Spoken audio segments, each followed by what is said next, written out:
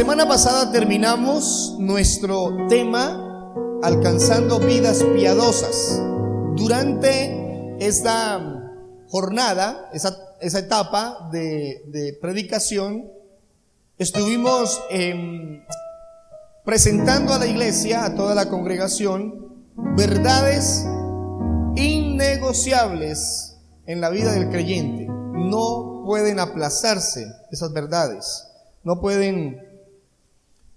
podemos dejar de hacerlas y excusarnos en tantas cosas que nos excusamos.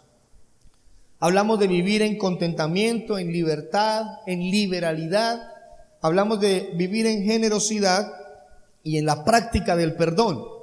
Y terminamos diciendo que para que esas cosas sean verdad en nuestra vida, tenemos que desarrollar una correcta comunión, una vida llena del Espíritu Santo de Dios. Y estuvimos insistiendo en esas verdades la semana pasada. Hoy tenemos una nueva etapa en este proceso de predicación. Durante los próximos 4 domingos hablaremos de 5 hombres. 4 domingos para hablar de 5 hombres. Y vamos a estar exponiendo un tema al que hemos llamado el precio de hacer más y mejores discípulos. Diga conmigo, por favor, el precio de hacer más y mejores discípulos. Vamos a hacer más y mejores discípulos. Entonces, para exponer esta tremenda responsabilidad que todo creyente tiene en la iglesia de hacer más y mejores discípulos, vamos a hablar de 5 varones, 5 hombres. Hoy comenzaremos con los 2 primeros, que son Pedro y Juan. ¿Por qué hablaremos de los 2 simultáneamente? Porque el capítulo 5 de los Hechos habla de los 2. Fue un evento que juntos tuvieron que vivir. Pero por supuesto tendríamos mucho tema para hablar durante semanas de Pedro y tendríamos mucho tema para hablar durante semanas de Juan. Pero queremos ser concisos, explicar la esencia de estos eventos en estos capítulos, y para ello hemos decidido presentar biográficamente en alguna parte de estas enseñanzas lo que fue la vida de estos grandes personajes, porque por supuesto la iglesia naciente luego del Pentecostés fue extendida por esa labor tan importante de estos varones. Hace unos meses hablamos de los 4 primeros capítulos de los Hechos. Si usted lo recuerda, hablamos acerca del Pentecostés, hablamos de esa primera predicación de Pedro, de las conversiones, y hablamos mucho del cojo. ¿Recuerdan el cojo del templo de la Hermosa? Y hablamos como 3 domingos de ese cojo, porque sí que nos dio tema ese evento tan impresionante. Entonces, para dar continuidad, terminamos en el 4, hoy arrancamos con el capítulo 5 y seguimos estudiando Hechos. Entonces vamos a estudiar capítulos 5, 6, 7, 8 y 9 durante esta jornada de 4 domingos. ¿Cuál es nuestra intención? Y de una vez quiero presentársela. Nuestra intención es que a partir de estudiar lo vivido por estos hombres, tengamos más recursos bíblicos, doctrinales, principios teológicos que nos lleven a tomar decisiones más radicales con respecto a servir a Dios ganando almas. Por ello, vamos dentro de poco a anunciarles una fecha en la que tendremos un par de eventos muy cercanos de carácter evangelístico, donde vamos a volcar la iglesia, vamos a salir del templo para irnos a la calle y a buscar tantas personas que necesitan oír la predicación del evangelio. Creemos que el Coliseo, que está aquí a una cuadra, es un buen lugar para hacer un evento. Creemos que hay otros sitios aquí en el sector que nos pueden ser muy oportunos para hacerlo. Y vamos a predicar la palabra de Dios, porque a eso fuimos. llamados. Usted puede estar desarrollando cualquier servicio en la iglesia y lo felicito, siga así. Si no lo está haciendo, las puertas de esos ministerios, de esos servicios están abiertas para que usted venga y nos diga en qué áreas puede servir. Pero el primer ministerio de la iglesia, la primera ocupación de cualquier creyente es ganar almas. Esa es la primera labor de cualquier creyente. Es decir, cuando usted esté en el cielo dándole cuentas a Dios, no le van a preguntar exactamente a cuántos niños enseñó en su clase de escuela dominical. No le van a preguntar, ¿y usted cuánto diezmo llevó? O usted cuánta labor social hizo.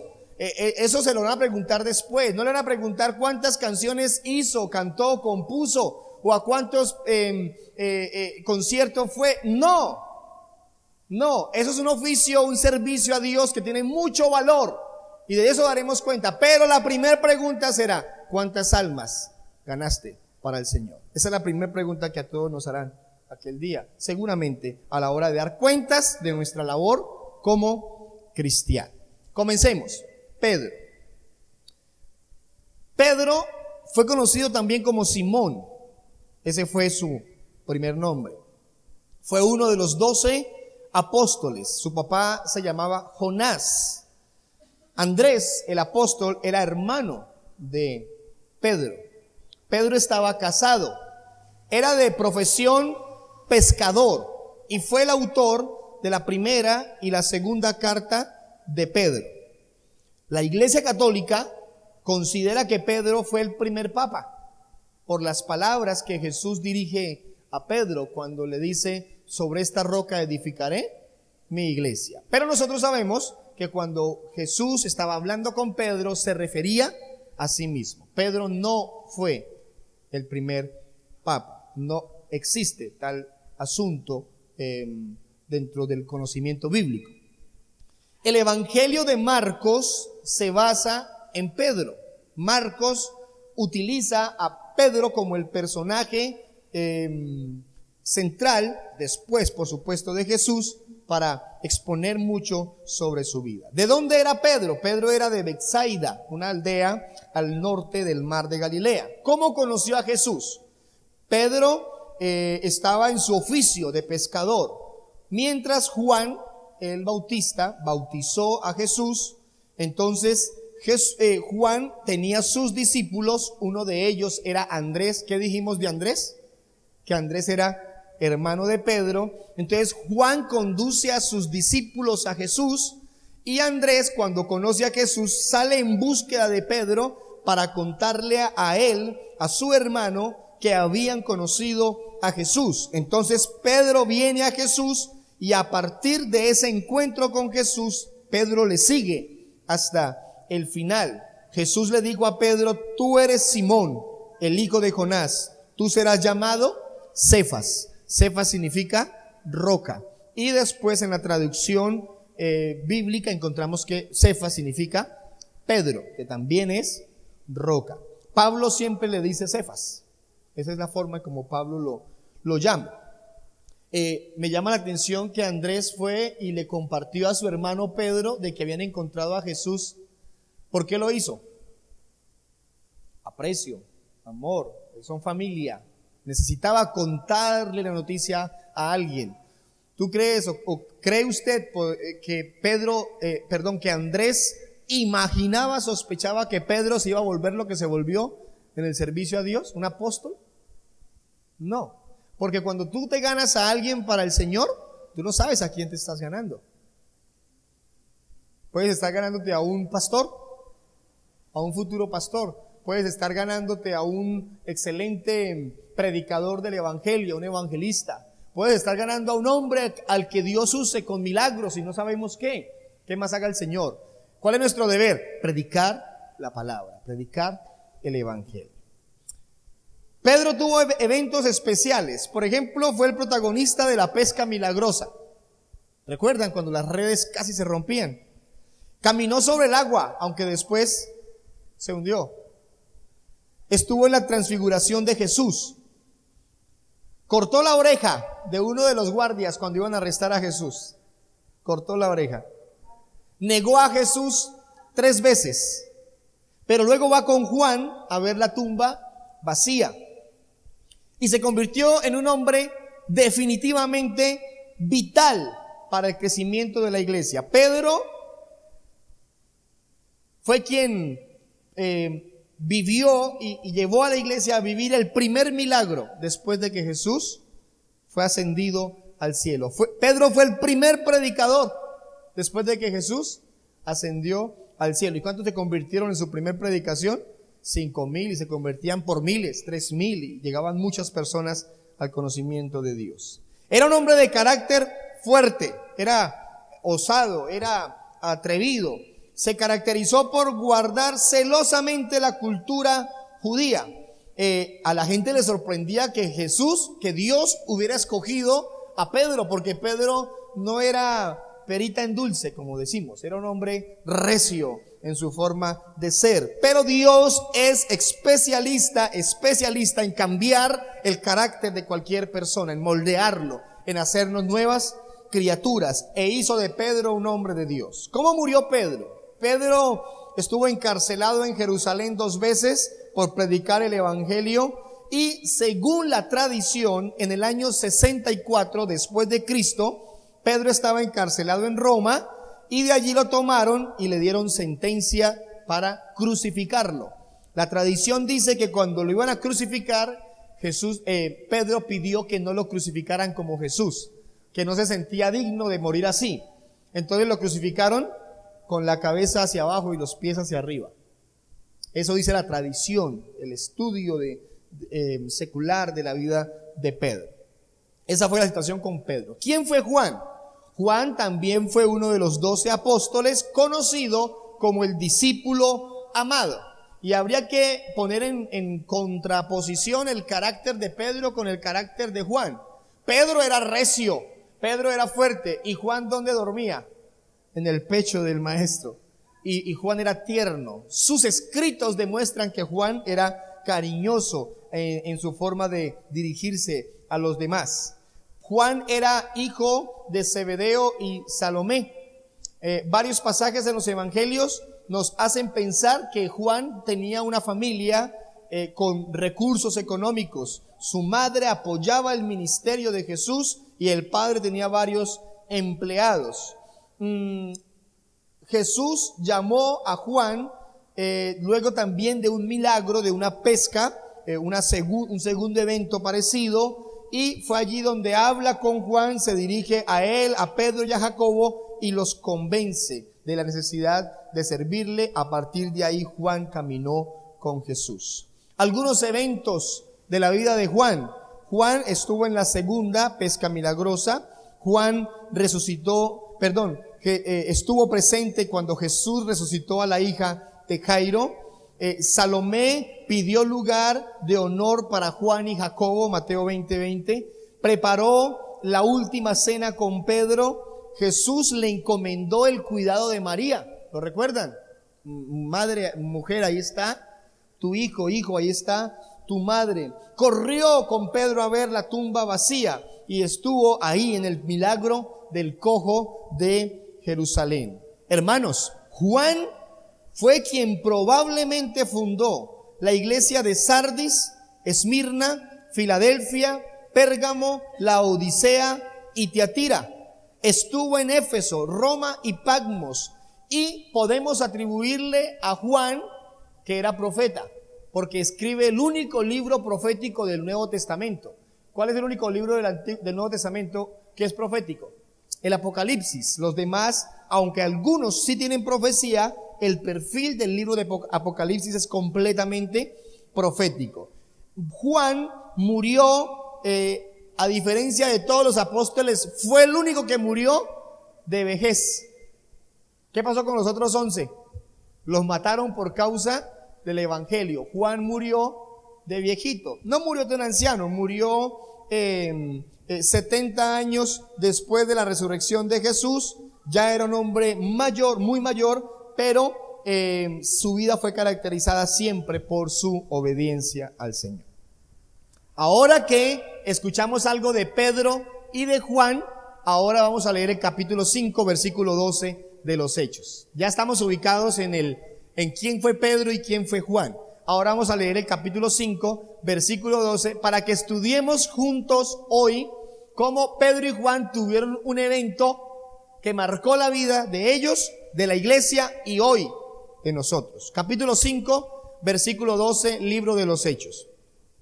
Y por la mano de los apóstoles se hacían muchas señales y prodigios en el pueblo, y estaban todos unánimes en el pórtico de Salomón. De los demás, ninguno se atrevía a juntarse con ellos, mas el pueblo los alababa grandemente. ¿A quiénes? A los apóstoles. Ahí estaban Pedro y Juan. Y los que creían en el Señor aumentaban más, gran número así de hombres como de mujeres, tanto que sacaban los enfermos a las calles y los ponían en camas y lechos, para que al pasar Pedro, a lo menos su sombra cayese sobre algunos de ellos. Y aún de las ciudades vecinas muchos venían a Jerusalén trayendo enfermos y atormentados de espíritus inmundos, y algunos eran sanados. ¿Sí dice así? Todos eran sanados, todos. Entonces, levantándose el sumo sacerdote y todos los que estaban con él, esto es la secta de los saduceos, se llenaron de celos y echaron mano a los apóstoles y los pusieron en la cárcel pública. Mas un ángel del Señor, abriendo de noche las puertas de la cárcel y sacándolos, dijo: id, y puestos en pie en el templo, anunciad al pueblo todas las palabras de esta vida. Habiendo oído esto, entraron de mañana en el templo y enseñaban. Entre tanto vinieron el sumo sacerdote y los que estaban con él, y convocaron al concilio y a todos los ancianos de los hijos de Israel, y enviaron a la cárcel para que fuesen traídos. Pero cuando llegaron los alguaciles, no los hallaron en la cárcel.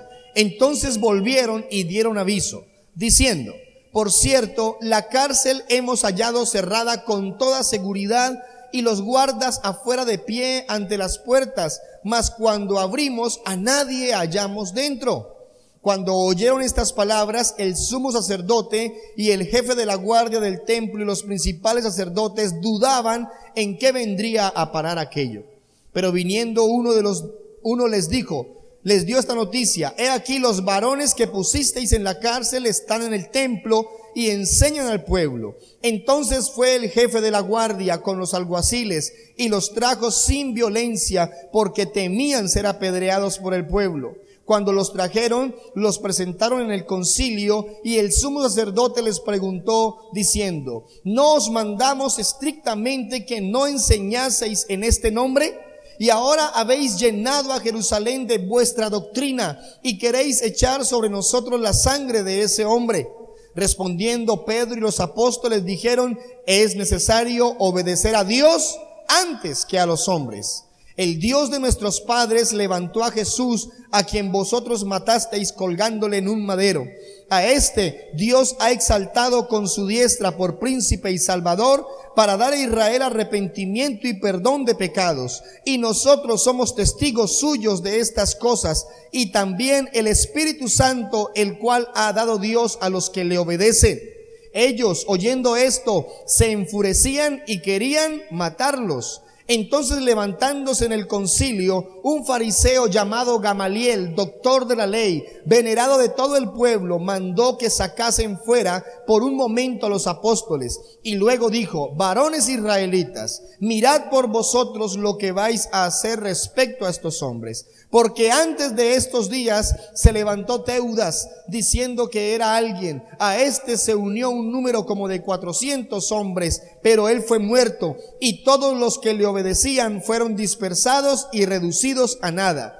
Después de este se levantó Judas el Galileo en los días del censo, y llevó en pos de sí a mucho pueblo. Pereció también él, y todos los que le obedecían fueron dispersados. Y ahora os digo: apartaos de estos hombres y dejadlos, porque si este consejo o esta obra es de los hombres, se desvanecerá. Mas si es de Dios, no la podréis destruir. No seáis tal vez hallados luchando contra Dios. y convinieron con él, y llamando a los apóstoles, después de azotarlos, les intimaron que no hablasen en el nombre de Jesús, y los pusieron en libertad. Y ellos salieron de la presencia del concilio gozosos de haber sido tenidos por dignos de padecer afrenta por causa del nombre. Y todos los días en el templo y por las casas no cesaban de enseñar y predicar a Jesucristo.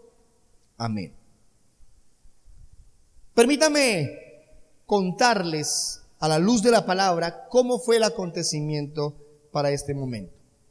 La iglesia nace a partir de la obra transitoria que Jesús hace con su acto de redención entre el Antiguo y Nuevo Testamento, entre la ley y la gracia. La muerte de Jesús, su resurrección, su ascenso y a la vez el descenso del Espíritu Santo dio apertura al crecimiento, al nacimiento y crecimiento de la iglesia. Para que la iglesia se extendiera, Dios usó hombres y mujeres que se dedicaron a predicar la palabra al pueblo, y para ello su centro de predicación inició en Jerusalén, tal como fue profetizado, y se extendió por Galilea, por Judea, por Samaria, y se extendió más y más la predicación de la palabra. La Biblia dice que la iglesia crecía muchísimo y que la gente tenía todo en común. La gente no diezmaba, la gente no ofrendaba. La iglesia del primer siglo daba todo para la obra de Dios, porque la tarea de ellos era predicar el evangelio, y para predicarlo había que enviar misioneros por todo el mundo conocido. Tanto así que narra el capítulo 4 justamente ello, que todo estaba en común. Y el capítulo 5 inicia con la historia de Ananías y Zafira, que quisieron engañar a Dios y a los apóstoles con sus ofrendas, murieron. Bien, ese es un tema que usted puede leer en casa. El versículo 12 describe cómo los apóstoles predicaban y predicaban la palabra, pero su ministerio fue acompañado con tres cosas de las que hoy vamos a establecer como principios de la labor de la iglesia. Tres cosas que marcan el servicio de la iglesia, el ministerio de la iglesia a la hora de predicar la palabra. Tres, usted las va a memorizar. Si tiene cómo escribirlas, escríbalas, por favor. Primero, el ministerio de la iglesia tiene que estar acompañado del poder de Dios. ¿De qué? El poder de Dios. No es posible que la iglesia sirva, que la iglesia predique la palabra, que la iglesia desarrolle esa labor misionera, evangelística, si lo que predica no está acompañado por el poder de nuestro Dios Altísimo. Él prometió poder para el que le sea testigo. La Biblia dice: y me seréis testigos. ¿Cuándo? Cuando venga sobre ustedes, cuando venga sobre vosotros el Espíritu Santo. Y van a recibir ¿qué?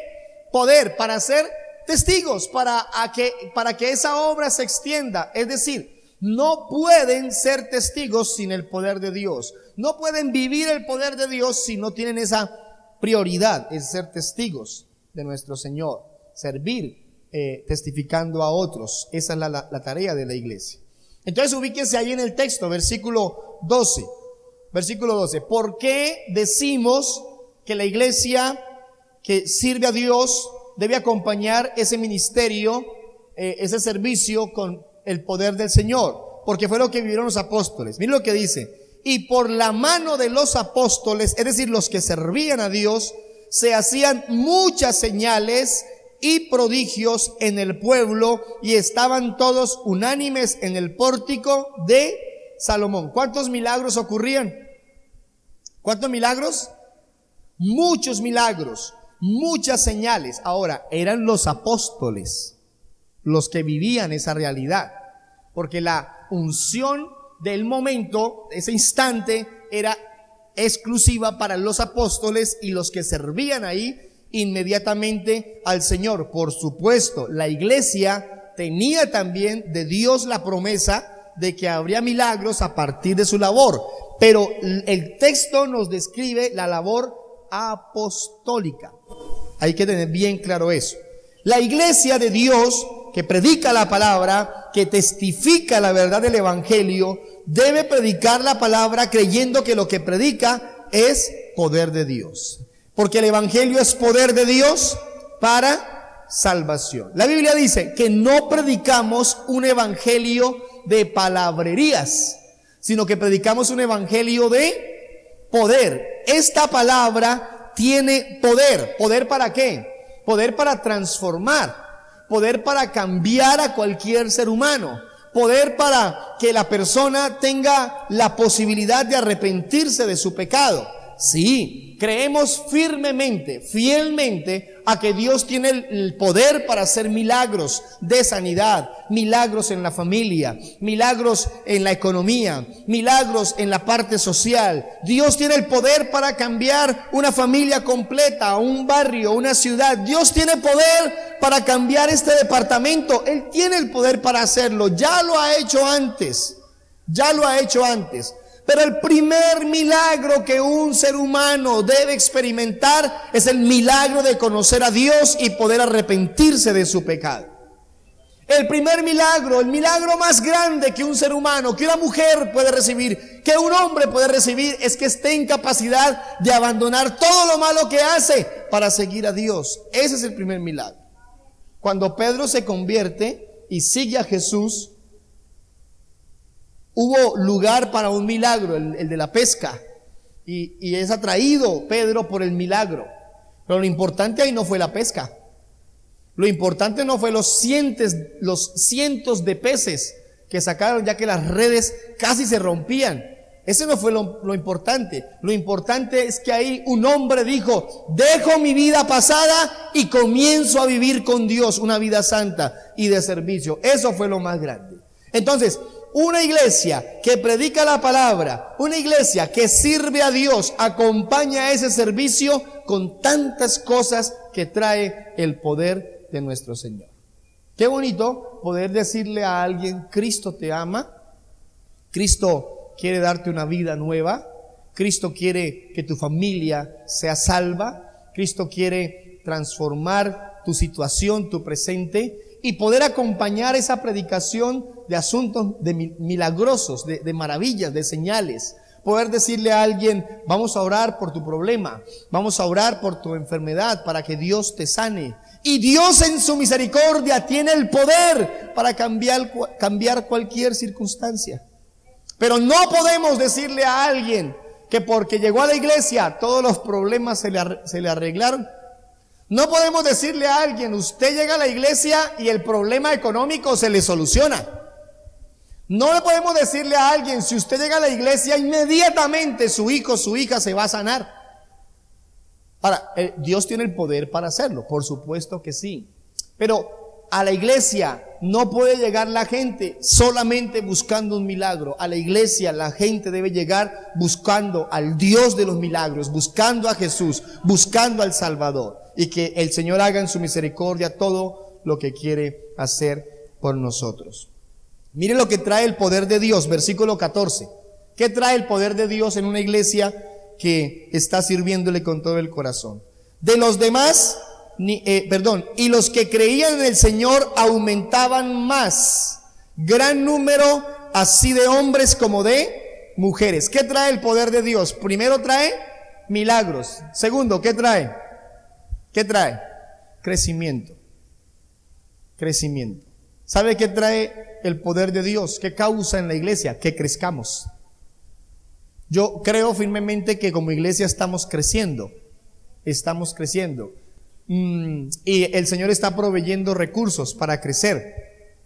Ayer nos encontramos con un hombre al que apreciamos mucho. Hacía más de 7 años, 6 años no lo mirábamos. Mucho tiempo, mucho tiempo. Es muy posible que en este momento nos esté viendo por las redes. Y nos dijo a mi esposa y a mí: no sé cómo, pero los encontré en internet y los estoy viendo los domingos. Y dijo que muy posiblemente vendría a acompañarnos aquí a la iglesia, porque nos está congregando.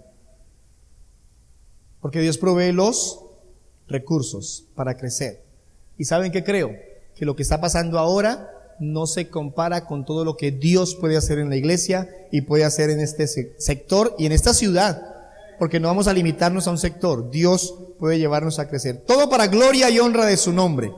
Todo para gloria y honra de su nombre. El poder de Dios hace que crezcamos, porque el poder de Dios viene acompañado con recursos. El poder de Dios viene acompañado con sabiduría. El poder de Dios viene acompañado con cosas nuevas, creativas, bíblicas, no cosas que estén por fuera de la palabra. Su palabra será iluminada a nuestra vida para que hagamos cosas que honren a Dios y para que muchos sean atraídos a la verdad del evangelio. ¿Qué más causa el poder de Dios? Versículo 16. Miren lo que hace el poder de Dios en una iglesia que le sirve con todo el corazón. Y aún de las ciudades vecinas, muchos venían a Jerusalén. ¿A qué? ¿A qué venían a Jerusalén? Traían enfermos y atormentados de espíritus inmundos, y todos eran sanados. ¿Sabe qué hace el poder de Dios en una iglesia? En una congregación como la nuestra. Hace que muchos escuchen que algo está ocurriendo y quieran venir a traer a esas personas a que reciban un milagro. Yo creo que muchas personas pueden venir de muchos lugares buscando un milagro, y aquí es muy posible que encuentren un milagro. Para Dios no es difícil hacer todo tipo de cosas en una mañana como estas. Él no está impedido. El Espíritu de Dios tiene ese poder para hacer algo significativo, muy grande en todos nosotros. Por supuesto que sí. Pero anhelo con todo mi corazón que antes de que esas personas se encuentren con un milagro, antes que eso, se encuentren con la palabra de Dios, se encuentren con Jesús mostrado, revelado en la palabra, y que de ahí en adelante Dios haga todo lo que quiera hacer con ellos. No podemos ni causarlo ni impedirlo. Esto es de Dios, este lugar es de Dios, y Él hará como Él quiera. Eso es lo que estamos creyendo. Entonces, ¿qué causa el poder de Dios en la iglesia? Primero, milagros. Segundo, crecimiento. Y tercero, atrae todo tipo de personas. Hermano, por esa puerta van a entrar personas muy pobres. Muy pobres. Y vamos a recibirlos como se lo merecen. Y por esa puerta van a entrar personas muy ricas. Y vamos a recibirlo como se lo merecen. Y van a entrar personas sin un título, sin un papelito que acredite que estudiaron algo. Tal vez ni sabrán leer ni escribir. Y vamos a recibirlos como se lo merecen. Pero también van a entrar profesionales, gente con mucho conocimiento, con muchos títulos. Y vamos a recibirlos como se lo merecen. Y van a entrar mujeres, y van a entrar hombres, y van a entrar tal vez homosexuales y drogadictos, y van a entrar tal vez personas con todo tipo de pecado, y vamos a recibirlos como se lo merecen, porque Dios tiene el poder para cambiar cualquier persona en cualquier circunstancia. Hermanos, es que el crecimiento no lo da un hombre. El crecimiento no lo da la estrategia que tengamos. El crecimiento no lo da el tener todo tipo de medios y recursos tecnológicos.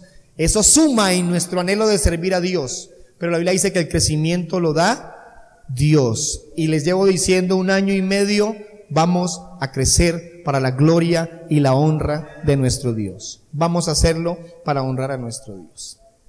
Pero vamos a ver algo ahora que acompaña a la iglesia que no nos gusta mucho. Hasta ahí muy bonito. Milagros, crecimiento, poder, autoridad. Fabuloso. ¿A quién no le gusta eso? Hermanos, si yo fuera nuevo, diría, yo quiero hacer parte de esa iglesia. Si yo viniera por primera vez hoy y escuchar lo que están diciendo desde aquí del púlpito, diría, esa es la iglesia a la que yo quiero ir. A esa iglesia es que yo quiero ir. Pero ¿sabe qué vivía la iglesia que vivía en el poder de Dios? Versículo 17. Entonces, levantándose el sumo sacerdote y todos los que estaban con él, esto es la secta de los saduceos, se llenaron de celos. Aquí comienzan las complicaciones. 18. Y echaron mano de los apóstoles y los pusieron en la cárcel pública. ¿Qué privilegios que tenemos hoy en día? ¿Saben qué hacen hoy con los grandes predicadores? ¿Qué hacen con los grandes predicadores hoy en día? Les dan la mejor atención. Sigan. Mejor comida, mejor hotel. Eso no es malo, yo no vengo a criticar eso. Creo que es un tiempo para que eso se esté viviendo, para que esas personas con un ministerio de años y de servicio a Dios fructífero, pues merecen que Dios le reconozca ante los hombres y los hombres los honren. Al que honra, honra, dice la palabra. Pero no fue la situación de esta iglesia. La iglesia que estaba viviendo el poder de Dios experimentó muchos sufrimientos. Una iglesia que quiere servir a Dios necesita saber, no puede eludir la verdad de que pasará por momentos difíciles. Creo que es un tiempo donde las cosas han cambiado, pero esto es una verdad que no se puede negar y a la cual se le huye. Este es un evangelio que no se quiere vivir, que no se quiere aceptar. Es un evangelio que se niega. Es un evangelio que algunos creen pasó de moda. Es un evangelio que no tiene que ver con nosotros. Sí, ellos sufrieron, pero como ellos sufrieron, nosotros no tenemos que hacerlo. Y la Biblia no dice eso. La Biblia dice que mientras estemos en esta tierra tendremos aflicciones. En el mundo tendréis aflicción, y a los pobres siempre los tendrán entre ustedes, y habrá luchas y enfermedades y problemas. Pablo terminó su ministerio, su vida, y cuando la terminó murió diciendo: hasta aquí he corrido la batalla, la carrera, he terminado la batalla, la he peleado como tenía que hacerlo. Y no dice que en todo ganó, no dice que en todo triunfó, no dice que en todo le fue bien, no, dice varias veces estaba atribulado, perseguido, maltratado, torturado, azotado. De Pablo vamos a hablar muy pronto con la ayuda de Dios, porque es uno de nuestros personajes. Pedro y Juan fueron tomados y fueron echados a la cárcel. Iglesia, hermanos, pueblo de Dios, una iglesia, una congregación como la nuestra, que hace un compromiso serio por ganar almas, vivirá la realidad de que muchos sientan celos. Hoy en día el gobierno nos apoya para predicar la palabra. Tenemos puertas abiertas para ir a la radio. Tenemos puertas abiertas para ir a la televisión. Tenemos puertas abiertas para entrar a las oficinas de nuestros gobernantes. Gloria a Dios por eso. Pero ¿saben que a la vuelta de unos meses eso podría dar un giro completo? Y ser un pueblo perseguido y ser un pueblo maltratado como muchos otros han tenido que vivir esas temporadas. ¿Estamos listos para eso? Esta iglesia esta gente que estaba predicando fue a la cárcel, vivió el dolor de predicar la palabra. Miren lo que dice el versículo 28, diciendo: ¿no os mandamos estrictamente que no enseñaseis en ese hombre? ¿Saben qué le habían dicho a Pedro y a Juan? Si ustedes siguen predicando la palabra, los vamos a matar.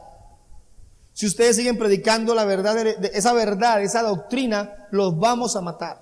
Porque están poniendo en contra al pueblo, en contra del gobierno, en contra del sistema humano del momento.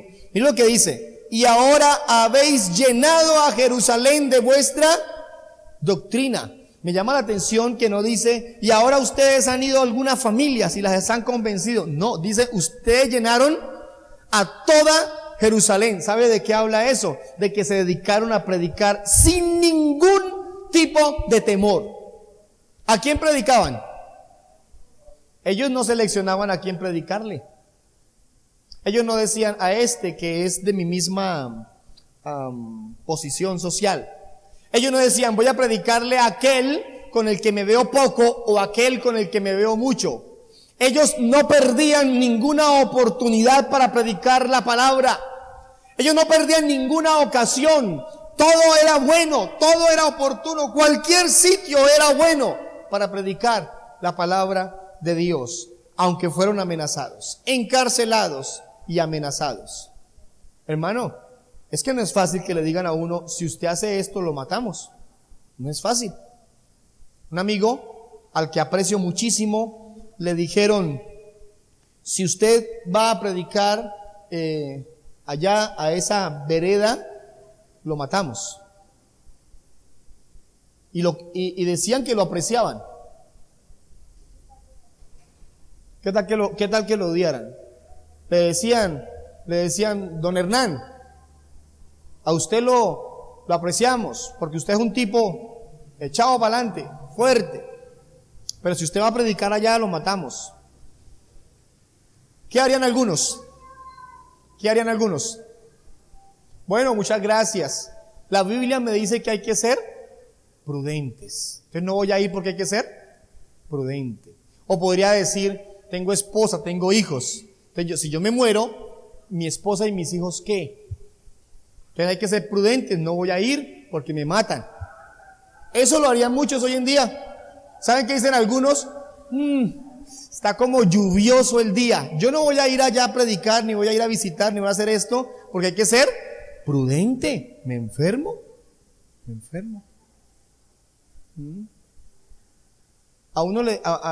Estamos yendo con mi familia a predicar Llano Lindo. Y allá después de cierta hora de la noche comienza a ser complicado. Ahorita ha mejorado porque está pavimentado, pero hubo temporadas allá difíciles. Entonces cojo la moto y agarro el niño, lo pongo aquí. ¿Para dónde van? No, a predicar. Ay, ¿no le da miedo por allá? Qué miedo, porque de noche, y salen de allá a las 9 de la noche, llegan aquí a las 10, y ese sector es peligroso. Hay partes difíciles, y si llueve se empantana, ¿sí? Entonces uno como que la piensa, ¿será imprudente que yo vaya? Pedro le dijo a Jesús, porque Jesús dijo, me van a matar, me van a torturar, me van a crucificar, me van a causar mucho dolor. Y Pedro le dijo, ay Jesús, que no le pase nada de eso. ¿Se acuerda que Pedro le dijo, no, Señor, no, tal cosa no acontezca. Usted no tiene por qué sufrir, usted es el Hijo de Dios. ¿Y qué le dijo Jesús? Apártate de mí, Satanás. Le acababa de decir, Pedro, ¿me amas? Le acababa de decir, Pedro, yo te aprecio mucho, eres parte de la extensión del reino. Lo acababa de felicitar y después le dice, apártate de mí. ¿Por qué? Porque lo estaba persuadiendo de que no hiciera la voluntad de Dios. ¿Sabe qué hace mi amigo Hernán? El hombre les contestaba a esas personas que le decían que lo mataban. Pues amigo, yo vengo arrepentido y en comunión con Dios. Si hoy me matan, me voy con Él. Y se entraba a predicar. Y no fue ni una, ni dos, ni 10 veces. Muchas más veces intentaron matarlo. Pero Dios lo guardó porque estaba haciendo la voluntad del Señor. Y si no lo hubiera guardado, si lo hubieran matado, igual lo hizo en la intención de honrar a nuestro Dios Altísimo. La esposa, una mujer pequeña, una mujer de armas tomar, que también le sirve a Dios. ¿Para dónde va Hernán? Me voy a predicar a tal vereda. 13 horas caminando, 13 horas. Yo iba en carro, me gastaba 2 horas y llegaba maltratado de la espalda. Él caminaba 13 horas. ¿Para dónde va Hernán? A predicar a tal vereda, decía el esposo a la esposa. Y la esposa le decía, espere un momentico. ¿Qué va a hacer? Me voy con usted, porque si lo van a matar a usted, que me maten a mí también con usted. Y se iba con él a predicar 5 o 6 días, caminando 13 horas. Pero hermanos, el culto es a las 8, llegamos a las 8:30 aquí. Y algunos viven cerquita. Los que más lejos viven, más rápido llegan. ¿Sí sabían, no? ¿Qué pasa con frecuencia?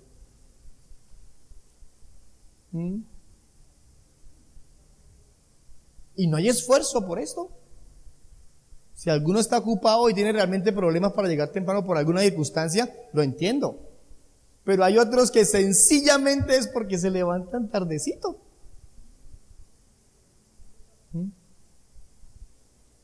Discúlpeme en el comercial, pero es que tocaba decirlo.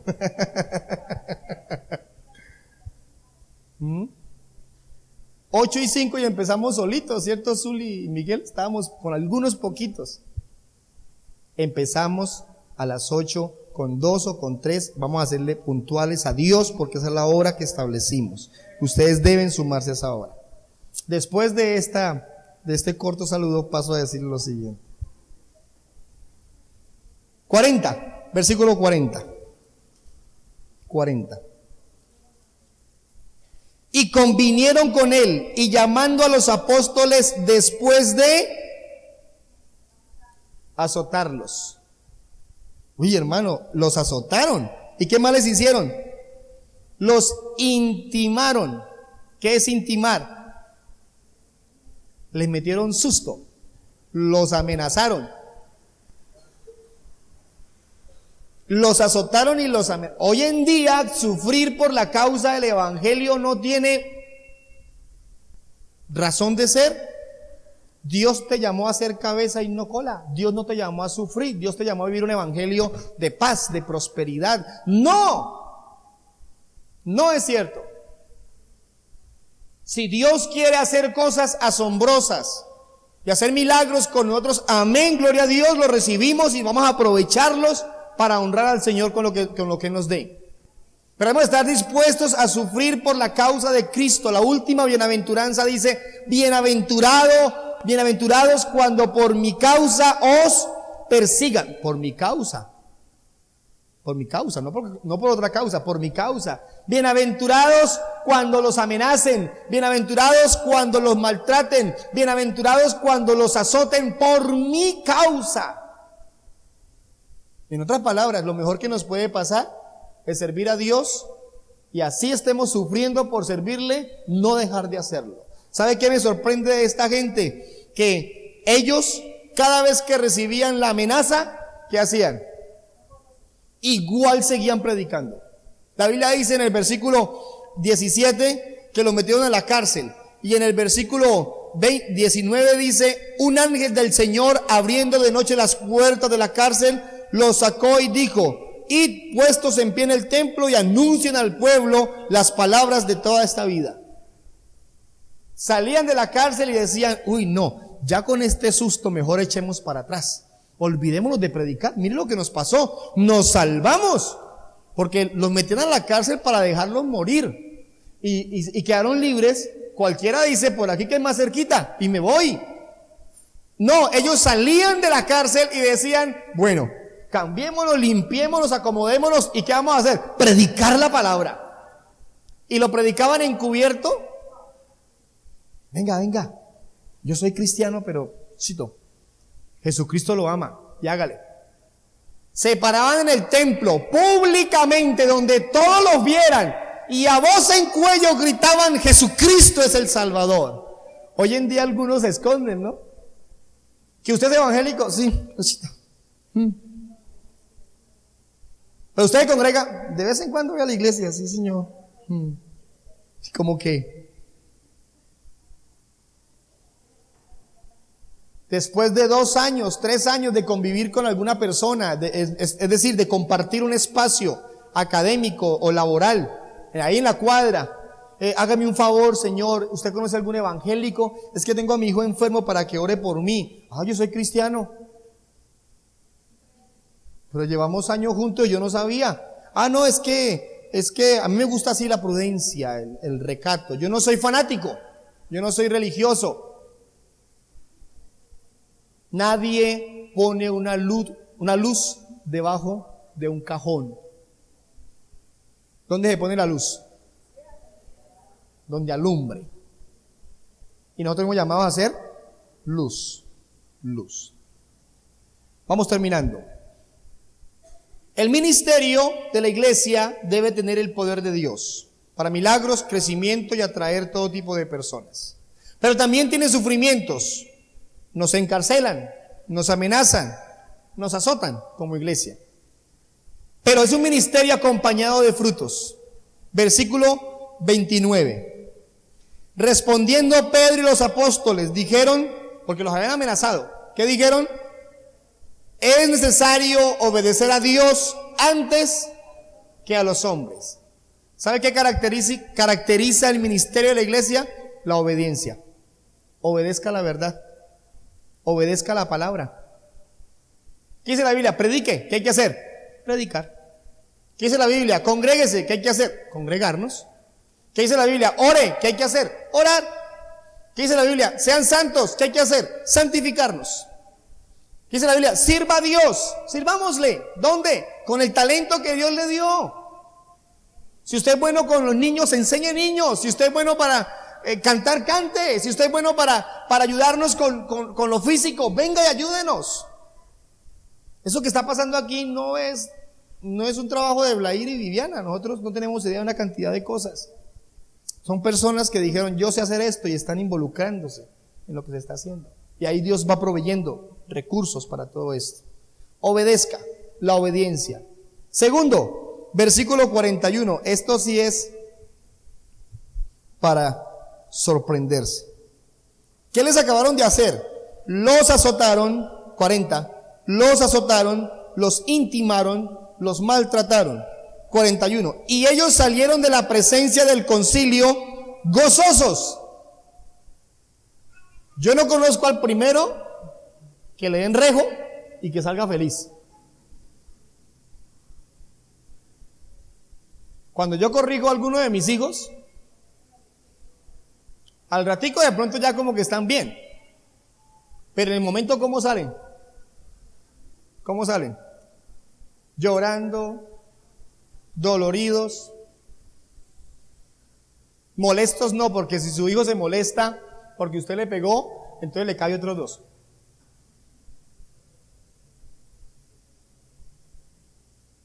Molestos no, no permita eso. Tristes, mal. A nadie le gusta eso, a uno le pasa algo duro y uno se pone mal. Esta gente les acababan de azotar, cada azote les rompía la espalda. Cada azote era una puñalada, porque el azote tenía garfios que rompían.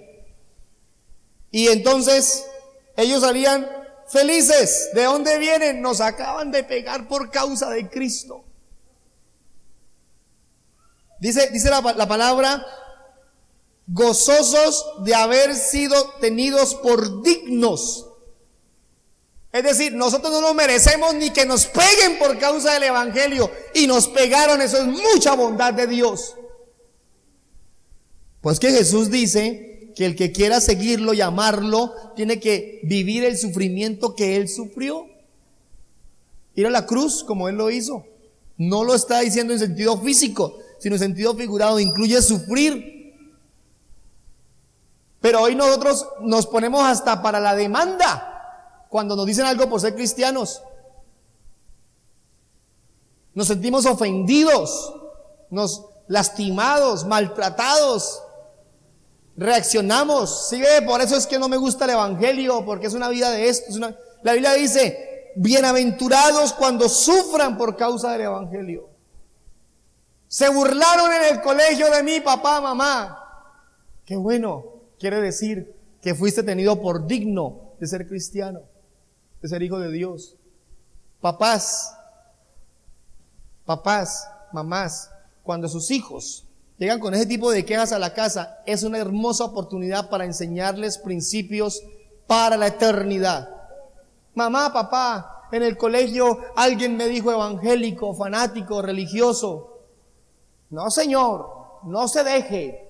Eso no se queda así. Voy a hablar con los profesores. Voy a ir a exigir el derecho. Voy a ir a hacer respetar esto. Somos un país donde hay libertad. Y nosotros no podemos por qué hacer eso. Si le dice eso, pues usted es manso pero no menso. Métale la mano. Ay, pastor, ¿usted cómo se le ocurre que un papá va a hacer eso? Ay, hermano, hermana. En cambio ese niño viene y te dice, papá, se burlaron de mí. Papá, alguien me empujó por ser cristiano. Ven, amor, mira lo que dice la Biblia. Pedro y Juan estaban gozosos cuando los azotaron por causa del evangelio. Quiere decir que fuiste escogido por Dios para predicar la palabra. Quiere decir que sobre ti está la verdad del evangelio. Quiere decir que eres importante para Dios.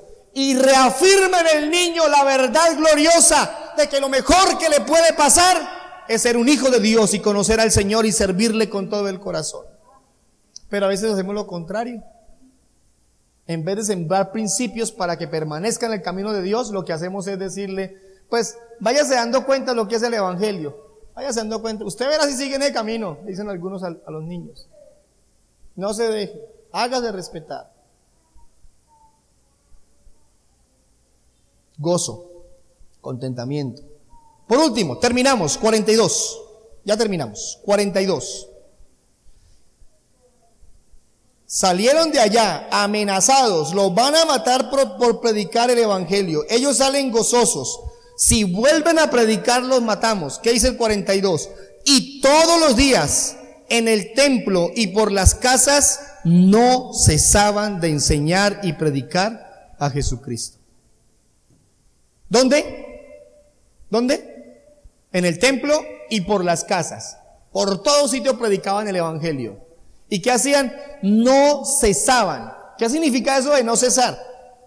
Hermano, era todo el tiempo predicando la palabra.